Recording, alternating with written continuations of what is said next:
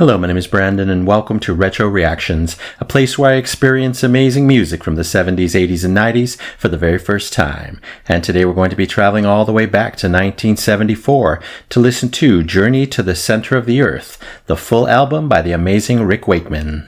And that includes the songs The Journey, Recollection, The Battle, and The Forest. It's a live recording of the second of two concerts at the Royal Festival Hall held on January 18th, 1974.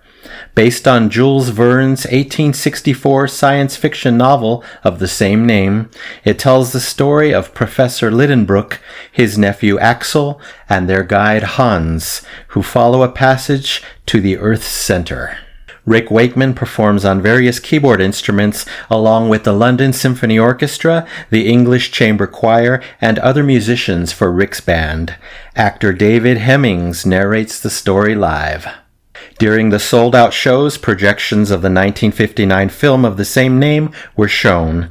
Each show lasted 1 hour and 40 minutes, with other pieces being performed before and after Journey to the Center of the Earth.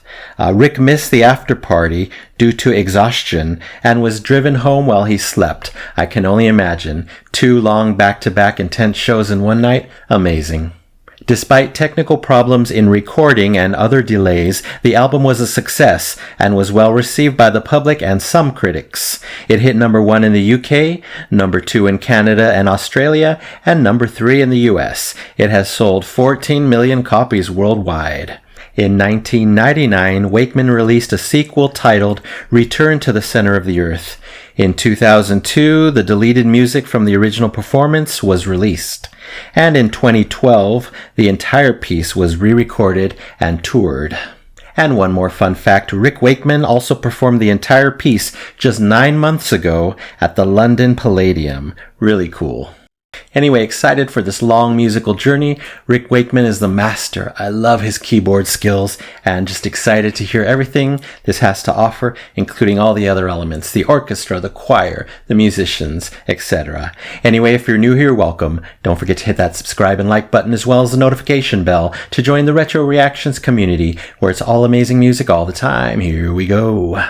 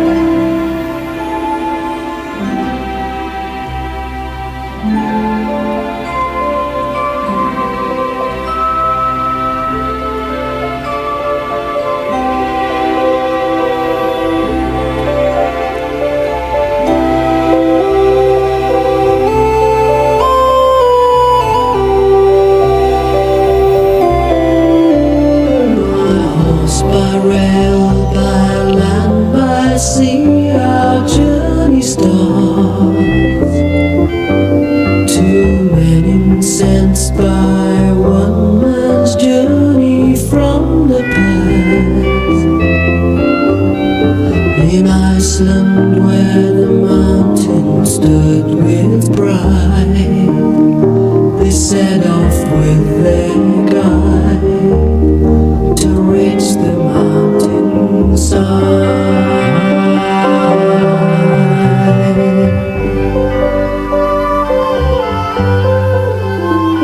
Booked as one for safety through the long descent into the crater of volcanic rock they went.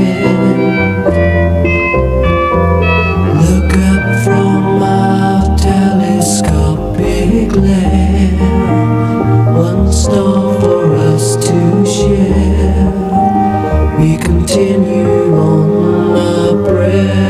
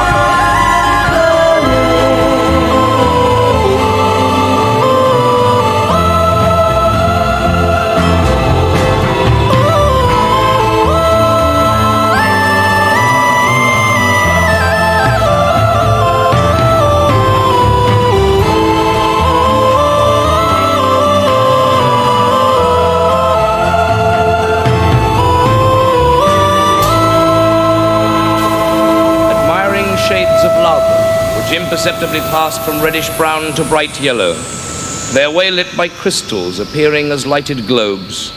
They continued through the lava gallery, which gently sloped until they reached the intersection of two roads. Without hesitation, Professor Lidenbrook chose the eastern tunnel, and the journey continued through a succession of arches appearing before them as if they were the aisles of a Gothic cathedral. The walls were enhanced with impressions of rock weeds and mosses from the Silurian epoch.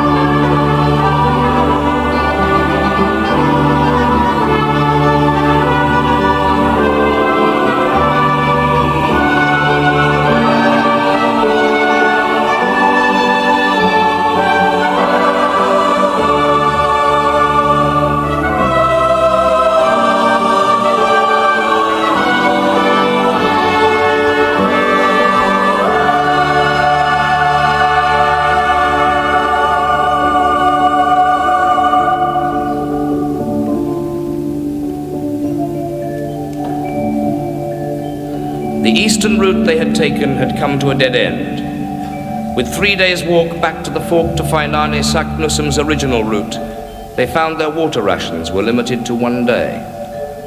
Knowing their only chance of finding water was on that route, they set off for the fork, and there, finally, they fell, almost lifeless, on the 3rd day. After sleep, they continued down the other tunnel in their quest for water, and whilst searching on his own, Hans the guide heard the sound of water thundering behind a granite wall, and with a pickaxe attacked the wall so as to allow a stream of boiling water to enter and cool in their tunnel. Not only had they found life in the water, but they'd also found a flowing guide to the center of the earth. They called the stream the Hansbach.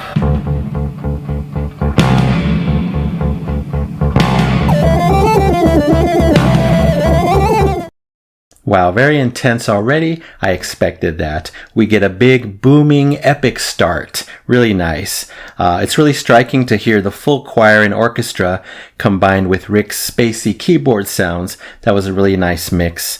Everything was so majestic, such a confident, triumphant tone, even regal sounding in some sections. Overall, just a big sound here. And of course, I love when we slow down to that quiet, magical section with that ethereal percussion goodness. Beautiful. Then we get the first singing vocals, ultra smooth vocals. I think they're by Ashley Holt, not 100% sure because there's two singers here. But either way, an amazing, even vibrato that the singer had. It was so gorgeous on my ears. I wrote down, this is live singing? Wow, mind-blowing. What a thick, full, pleasant, gorgeous, smooth tone to his or her voice. Just loved it. Then we get a great long keyboard melody to capture the journey of the three gentlemen by Rick. Really enjoyed that as well. So pleasant. So many amazing small moments and big moments in this first song. Then the second singing voice comes in along with that glorious choir together. I assume it's a lower voice, so I'm assuming that's Gary Pickford Hopkins. He sounded great as well. Very expressive, very big, bold, urgent voice. There was much hope and determination in the music in this section. Really enjoyed that. And then we get the narration of David Hemmings. Very nice delivery. He's very expressive, nice inflection, very similar to Richard Burton, at least in my ears. I really love that there's so much literal movement going on here within the music. For example, that choir melody at this point, beautiful, just flowing. I'm actually visualizing the music, the singing. It's perfect for a literal journey song such as this. Then we get some more important narration by David. Really cool, helps the audience figure out what's going on at what points. And then the song ends. Really strong opening. I'm giving The Journey 5 golden records, an A/A+. All right, let's continue on with Recollection.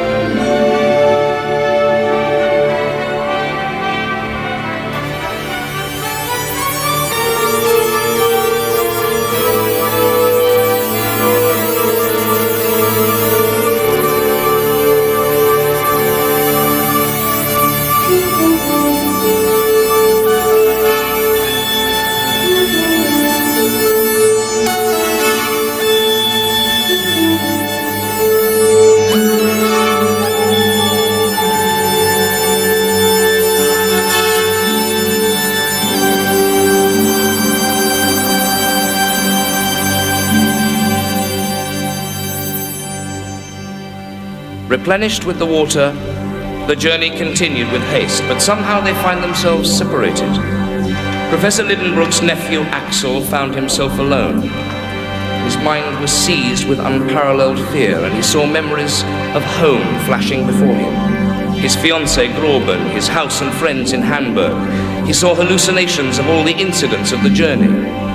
And unworthy as he felt, he knelt in fervent prayer, and then in panic, he ran blindly through a tunnel, only to reach a dead end, where he fell panting for breath.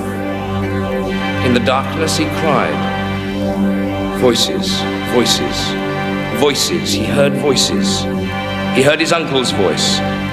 Due to the shape of the gallery and the conducting power of the rocks, his uncle's voice was uncannily traveling around the walls. And by means of their chronometers, they discovered they were 4 miles apart. So Axel set about the task of rejoining the professor and their guide.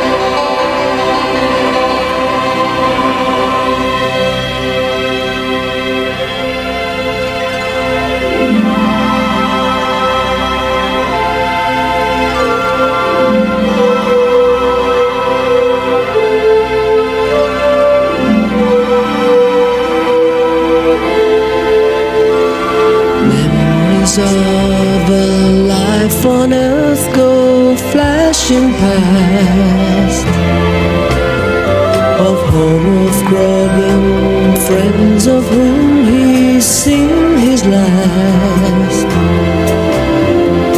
contemplating what his life's been worth, while trapped beneath the earth, an embryo at birth.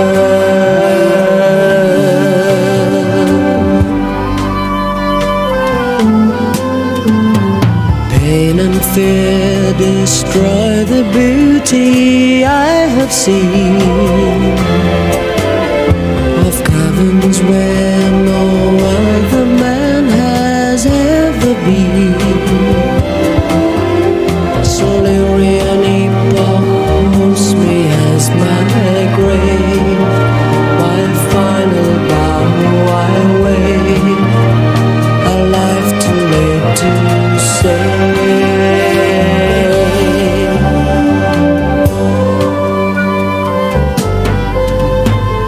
Crystals of opaque quartz studded limpid tears, forming magic chandeliers.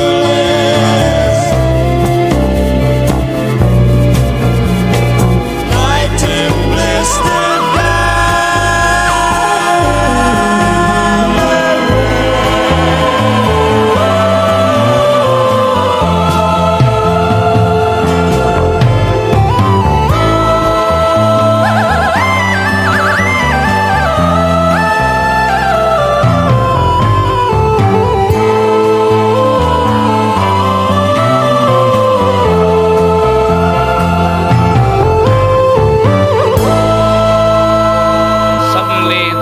disappeared from beneath his feet.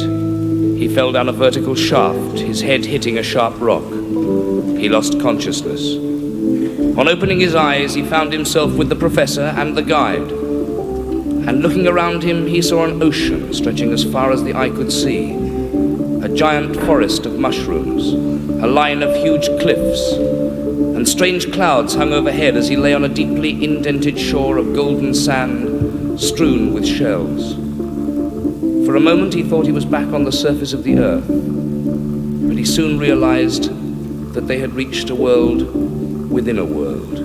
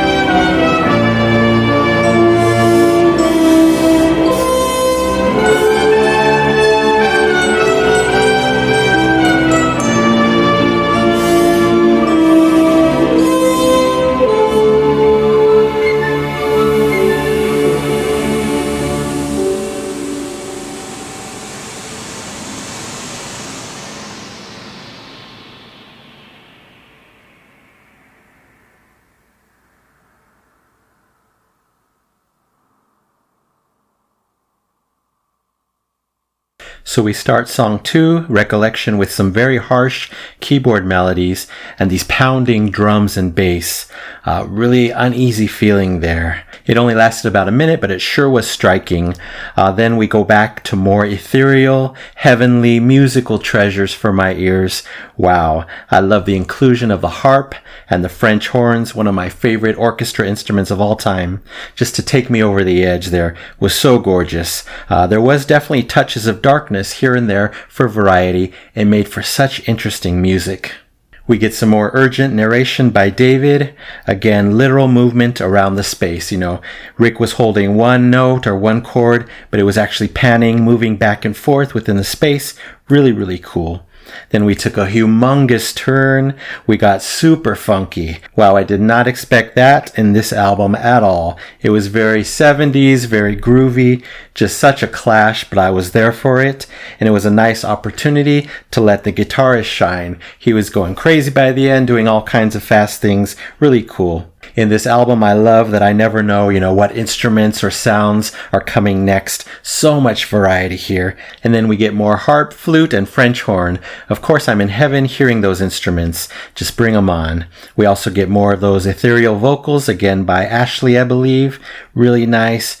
Really, really cool to hear that voice. I got shades of Karen Carpenter, just a super low register. Again, that thick vibrato, perfection. It's really hard to remember that all this is live. It just sounds so good. It sounds perfect. Great mixing going on here. No audience noise, so that kind of throws you off. I wonder how many days and how many hours this whole piece was rehearsed. Of course, so much vivid imagery being delivered by the spoken words, the narration, telling the story. For instance, a world within a world. Really cool concept, They're in an ocean at the beach, but all that is contained inside the earth. Really interesting.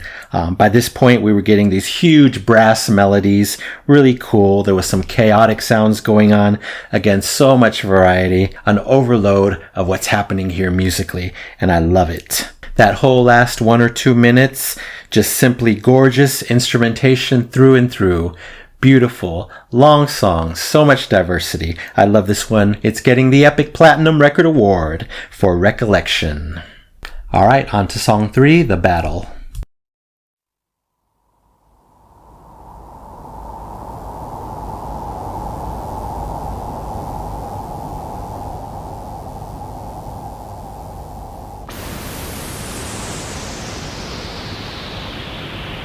Having made a raft from wood taken from the giant mushroom forest, with rigging consisting of a mast made of 2 staves lashed together, a yard made of a third, and a sail borrowed from their stock of rugs, they set sail from the harbour, Port Gräuben, named after Axel's fiancée.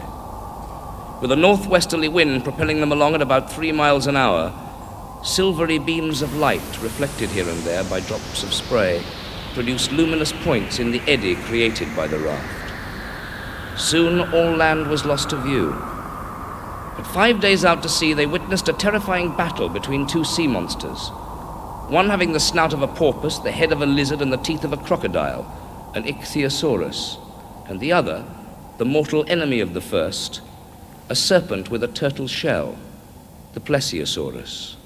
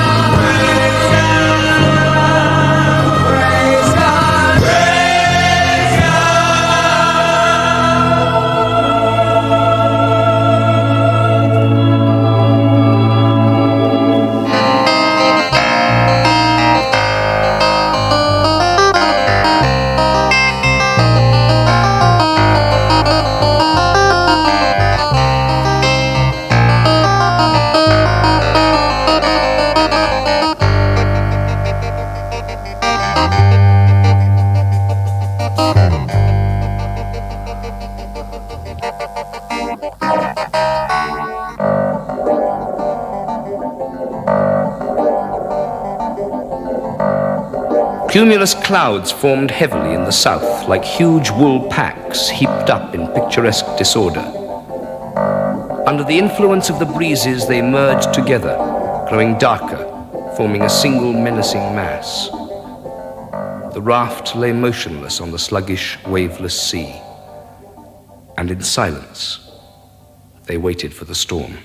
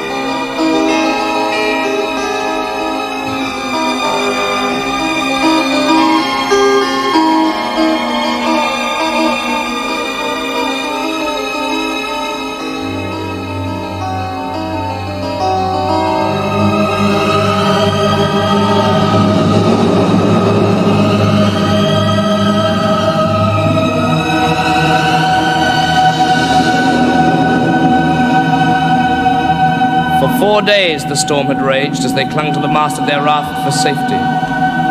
Finally, with their raft wrecked after being bashed against the reefs, they lay sheltered from the pouring rain beneath a few overhanging rocks where they ate and slept.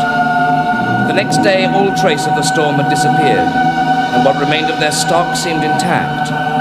But checking the compass brought only heartbreak, as it showed that a change of wind during the storm had returned them to just a few miles north of Port Gräuben. So deciding to try and find the original route, they advanced with difficulty over granite fragments mingled with flint, quartz, and alluvial deposits, eventually reaching a plain covered with bones like a huge cemetery.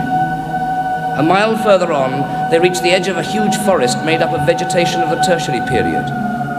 Tall palms were linked by a network of inextricable creepers. A carpet of moss covered the ground, and the leaves were colorless, everything having a brownish hue. Exploring the forest, they discovered a herd of gigantic animals, mastodons, which were being marshaled by a primitive human being, a Proteus. He stood over 12 foot high, and he brandished an enormous bow, a crook worthy of this antediluvian shepherd.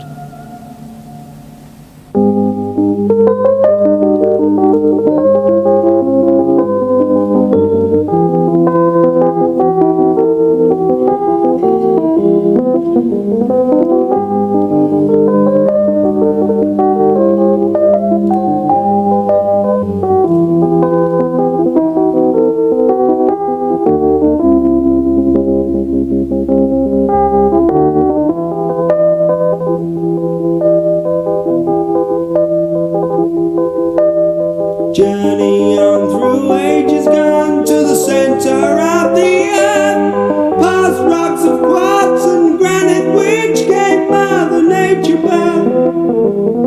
Burial ground of ancient man, his life no more is seen. A journey through his time unknown, I wonder where he's been. Wonder where he's been. Wonder where he's been.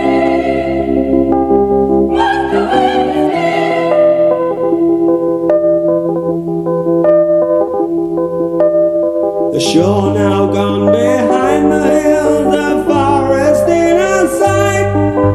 Rocks and distant mountains bathed in waves of blinding light.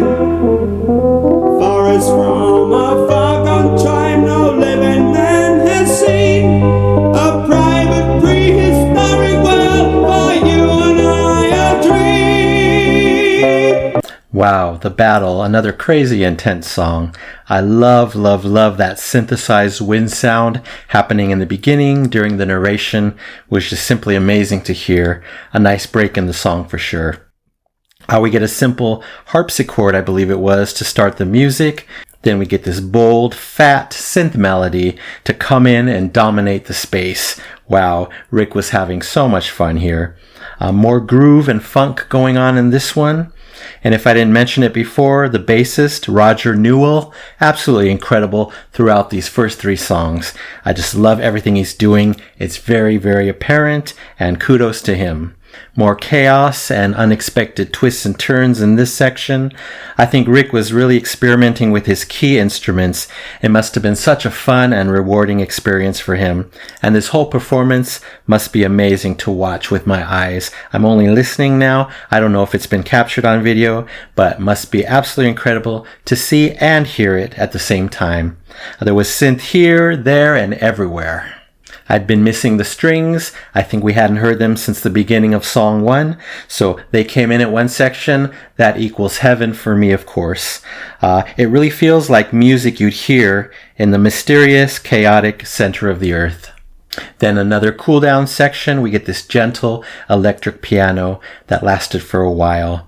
I'm dubbing this album the album of 1,000 twists and turns because that's what I'm getting here. Like I said, I don't know what's happening at every corner. There's just so much going on, probably even more than, the War of the Worlds album that I heard. But anyway, just incredible. At the end, we get some more singing by, I believe, Gary. Again, he's got the lower voice, so I'm assuming that's Gary.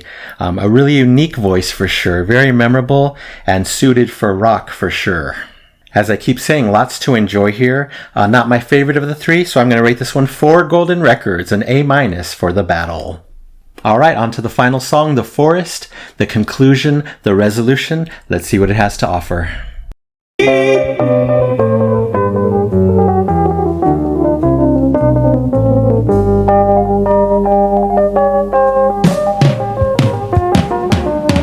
Brownish hue dictates my eye, no colors lights their fear.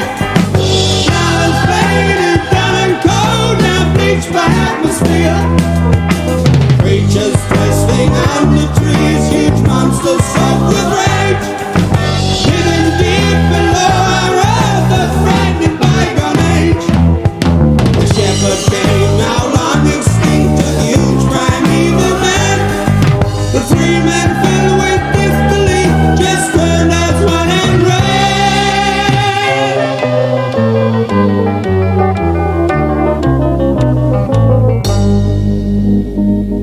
Dumb with astonishment and amazement which bordered on stupefaction, they fled the forest. Instinctively they made towards the Lidenbrook Sea. Discovering a rusty dagger on the beach and the carved initials of the explorer before them on a slab of granite, they realized that they were once again treading the route of Arne Saknussemm. Following a short sea journey around a cape, they came ashore where a dark tunnel plunged deep into rock. And venturing down, their progress was halted by a piece of rock blocking their way. After deciding to blow their way through and setting the charge, they put out to sea for safety. With the explosion, the rocks before them opened like a curtain and a bottomless pit appeared in the shore. The explosion had caused an earthquake. The abyss had opened up and the sea was pouring into it. Down and down they plunged into the huge gallery, but on regaining their senses found their raft rising at tremendous speed. Trapped in the shaft of an active volcano, they rose through the ages of man, to be finally expelled out on a mountainside riddled with tiny lava streams. Their journey was completed, and they found themselves 3,000 miles from their original starting point in Iceland. They had entered by one volcano, and they had come out by another. With the blue mountains of Calabria in the east, they walked away from the mountain that had returned them, the frightening Mount Etna.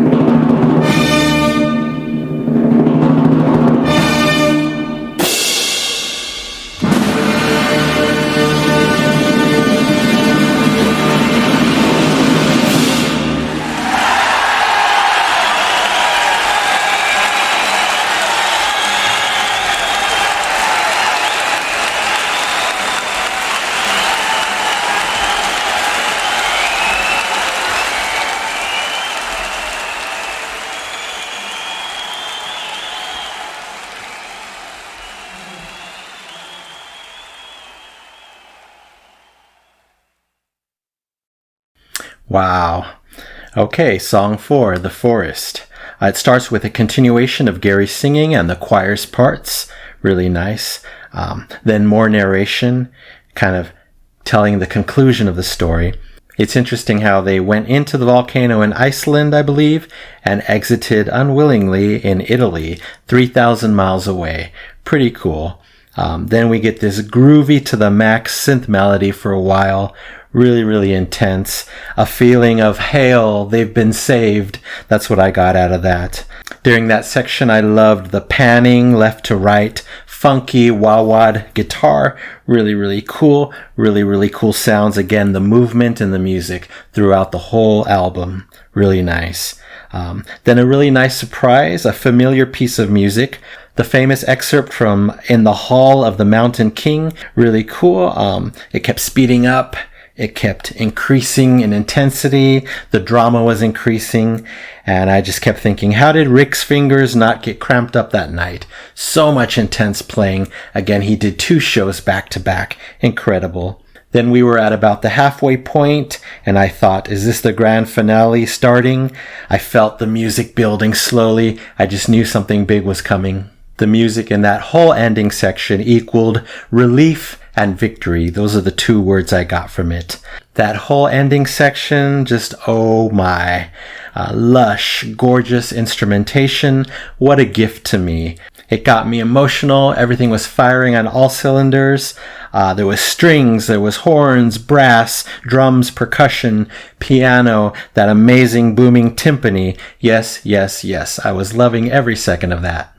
And that last minute or 2 was the very best part of the entire album for me. Tears were welling up here, just jaw-droppingly epic, perfect, and beautiful. What a song, what an album, what a performance by all these talented, beyond talented members. And to think they did it 2 times that night, back to back. Just wow. I love The Forest. It's getting the double Epic Platinum Record Award. Yes, so deserving, especially that end section. Wow. Just simply sublime perfection there. All in all, a simply stunning album and an ultra-rich and rewarding musical journey. So thank you to Dale and anyone else who suggested this album. And thanks to Rick Wakeman, the master, Gary Pickford, Ashley Holt, Mike Egan, Roger Newell, Barney James, David Hemmings, David Measham, the London Symphony Orchestra, and the English Chamber Choir. Loved every second of this journey. Whew, all right, we're back on Earth, and that's it for now. Thank you so much for watching. I really appreciate it, especially if you made it to the end. I know this is one of my longest videos. Anyway, don't forget to subscribe, like, and comment down below. If you wish to chat about this album, any section, I would love to know your favorite parts, what you think of the whole thing in general, or any tidbits of information that I missed out on. So you take care, stay safe, stay hydrated, and remember to let peace, calm, and light into your day and night. And I'll see you next time in the past.